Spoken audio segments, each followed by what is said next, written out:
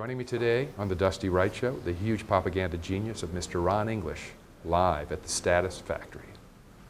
Yeah. So this pop-up thing, when did you decide to do it? Was it like Eric, your gallery owner, came in and said, "Hey, you want to do this," or were you? I made this show for the Frank Doyle Art Center in Orange County on the West Coast, and it's always depressing to send a show to Europe or send a show to LA because none of your New York friends get to see it. So Right. there were all these empty spaces up and down West Broadway, so we just figured let's rent a space, put the show up here, and let everybody from New York come see the show. It's the prequel. Yeah, the preview, yeah, man. Yeah. Well, the toys weren't in here till last week because we had a Comic-Con party. So before that, they really didn't want the toys in here. They didn't? The dealer didn't want the toys in here. Oh, they because it's hard to sell a painting for a lot of money if people see a toy that they could buy for $30. Or, But see, that's where you different, you and other artists of our generation, they value that there are collectors that can't buy a painting that's, six figures. But they can buy a collectible vinyl figure that may be a couple $100. Right. That appreciates in value because you're doing limited runs. very, very limited runs, yeah. I think that's great that we're making those access points for young kids that might ultimately, if they have the income, become serious collectors. Or even if they don't, I love toys. I have tons of toys. I love them having my toys, Yeah. It's funny you call them toys. I call them vinyl sculptures. Well, they really are vinyl sculptures because you don't play with them. I give some to Slash's kids. They're pulling the tins off. You're thinking, well, there goes a $200 toy or whatever, But yeah, they're the only kids I ever saw actually playing with them. So. Right. Do you find that the business today is better than it was 5 years ago, 10 years ago when you were starting out, 15 years ago? Is it you're more recognized world brand now? Well, I think that, I did street art, in the 70s or the early 80s. Yeah. And, we didn't think of it as anything that would ever be a career any more than we thought, like, doing bonk hits. This could be a career. It's like, how the fuck's that going to be a career? It's illegal, And it's still illegal. Is that amazing? So we thought more ourselves as bohemians, and this is Right. our lifestyle. And I expected to be washing dishes when I was my age, Really? You didn't think that you had that your painting would lead Well, you to a career? I thought maybe I might be able to teach, Right. but I didn't really. There weren't a lot of people that made a living off painting then, And now I think people go to school and they realize that if they're willing to make toys and do some ads and make some paintings, like that they could have a career out of it. They're going to have to do a lot of things, but they all pull together and become a career. But that wasn't really available to us. Yeah, we did have the artists, like we had Keith Haring, we had Basquiat, those guys had broken But Keith through. Haring was a complete pioneer.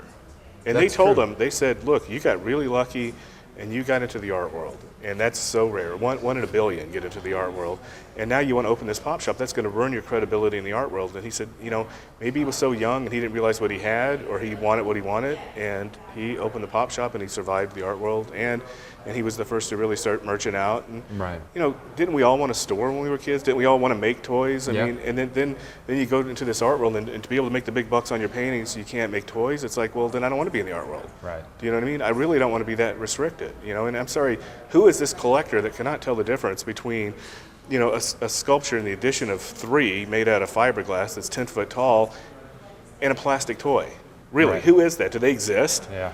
And I don't want to sell anything to people that are that stupid that they can't tell the difference, And it turns out that there's not very many of those people. Not very anyway. many. You're Yeah.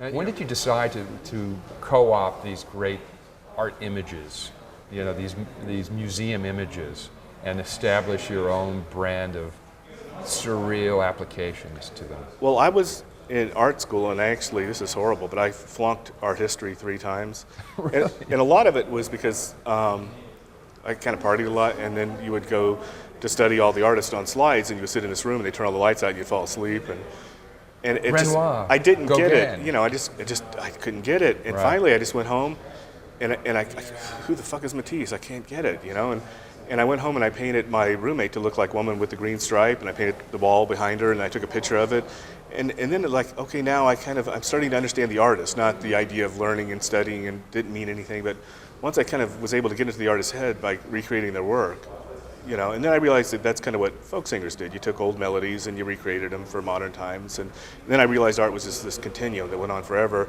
and there was no such thing as original artists. Everybody was biting each other, talking about each other's work, and creating this dialogue. And then once I was part of the dialogue, I actually got an A in art history, and then I majored in art history when I went to graduate school. And you know, but it clicked by me doing it and pretending to be them, or getting into their world and getting into their head. You had to have that connection. I had and to that's have, I had really to, what but that's learning how is, isn't it? that's how I connect with the world, is through art. Yeah. I mean, everything else doesn't mean anything to me, but if I can connect through art, like I understand the history of the world through the history of art. You know, that's the prism I see the world through. So once I looked at it through their eyes, then it made sense, and it's something I've continued to do. And it's a great thing because you can talk about a lot of things. You can talk about like the idea of the band Kiss, and then you're trying to explain, like the painting behind us. so if I tried to explain Kabuki theater to like kids, they wouldn't understand what I was talking about. You can say, but they were kind of like the Kiss of their time, and you realize that the way people see history is backwards. So you know, it's usually you pick something from now and say, well, this is something that was like that then. Right, Do you know what I mean? Right. Well, if you like Keith Haring, the Aztecs were creating very similar stuff. They were like the Keith Harings of their time. You know what I mean? Yeah. I do know.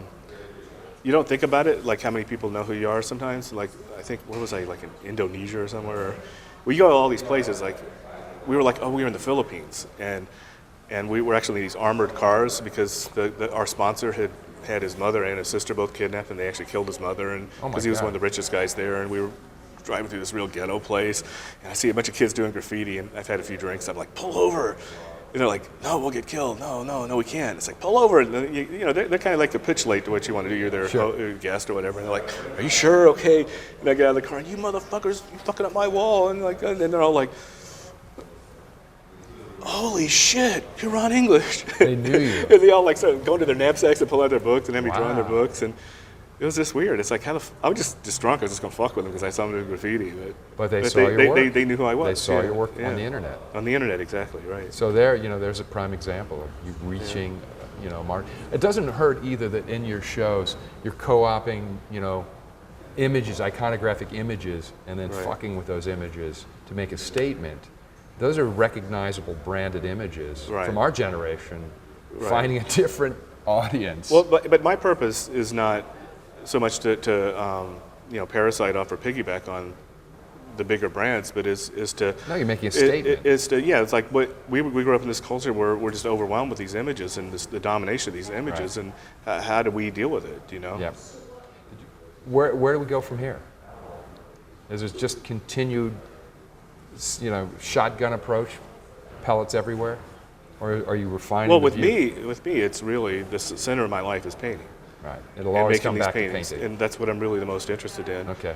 But I do other things. We're going to try to make another movie, and we'll make more music, but you want to do other stuff in your lives, and you want to get outside of your painting to find things that will inform your painting. Right.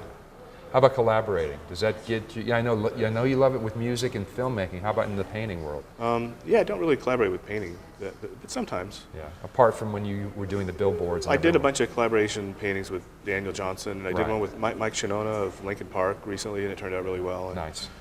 But I think that working with other people, it's like brilliant. Like with the music, it's like I have what I can do, and I'm a brilliant lyricist and everything, but I have a lot of limitations. I come up with some good melodies, but I do have limitations, and when you're actually with somebody making something, it's like they actually pick up the slack on what you can't do, and I don't know if they don't even know I can't do it, or it's like everybody's working together so well that it's like when everybody gets around the casket and lifts it up, it seems like it doesn't weigh that much. That's like, it really didn't weigh that much. He weighed a lot, but when we all like lift together, I'm lifting my part and you're lifting your part, and then the whole thing happens, and it's like we're all compensating for each other's weaknesses, and it's brilliant, Good point. And plus, man, it's like when you're an artist, like we used to go to class, and then they would give us a problem to solve, and then you would go home and you would think this is the only solution to the problem. This is the most logical solution. You come back, and there's 30 people in the class. There's 30 different solutions, And when you work with other people, you realize there's other views, a lot, and clever, interesting things,